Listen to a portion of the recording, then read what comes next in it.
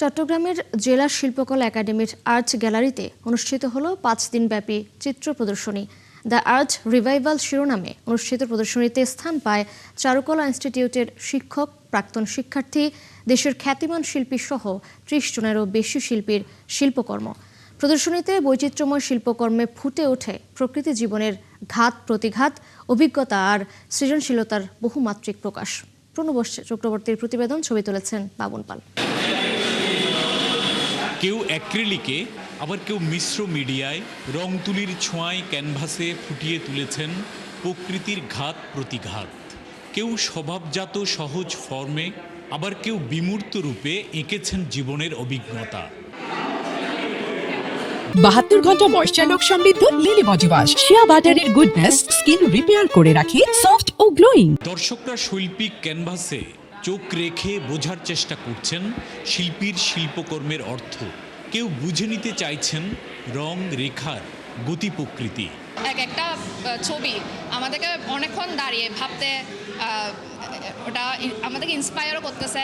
লেখা প্লাস হচ্ছে যে শিল্পকর্ম দুটোকে একসাথ করে একটা বিষয়বস্তু তৈরি করার নতুন কিছু আঙ্গিকের কাজ ছিল, তাও অসাধারণ। তার কাজও এক এক ধরনের হয়, মন মানসিকতা এমন হয়, তার যে মাইন্ড তার উপরে ভিত্তি করেই সে রং তুলি দিয়ে তার কাজগুলো ফুটাইয়ে তোলে। জাপানের কাহাল আর্ট গ্যালারির তত্ত্বাবধানে চট্টগ্রাম জেলা শিল্পকলা একাডেমির আর্ট গ্যালারিতে অনুষ্ঠিত প্রদর্শনীর শিরোনাম দ্য আর্ট রিভাইভাল। জাপানের একটা আর্ট গ্যালারির সাথে আমরা কাজ করতেছি যৌথভাবে। কাহাল আর্ট গ্যালারির সাথে ওরা আমাদেরকে প্যাট্রোনাইজ করছে। চট্টগ্রামে করার উদ্দেশ্য হলো চট্টগ্রাম পাহাড় পর্বত, আকাশ বা যেই প্রাকৃতিক যে সৌন্দর্য, একে বেসিস করে দেশীয় সংস্কৃতির সাথে জাপানের সংস্কৃতি একটা সমন্বয় ঘটানো। 5 দিনের এই চিত্র প্রদর্শনীতে স্থান পায় 30 জন শিল্পীর শিল্পকর্ম। সামাজিক প্রেক্ষাপটে নারীর যে অবস্থান ইন ফ্রেম, সে ওইটার ভিতরেই সীমাবদ্ধ। দায়িত্ব বলেন, তারপরে তো মায়া বলেন, সংসার বলেন, বাচ্চা কাচ্চা সব কিছু মিলে সে ওখান থেকে বেরোতে পারে না, একটা ফ্রেমের মধ্যে আবদ্ধ। হিউম্যান মানে হচ্ছে রঙিন মানুষ।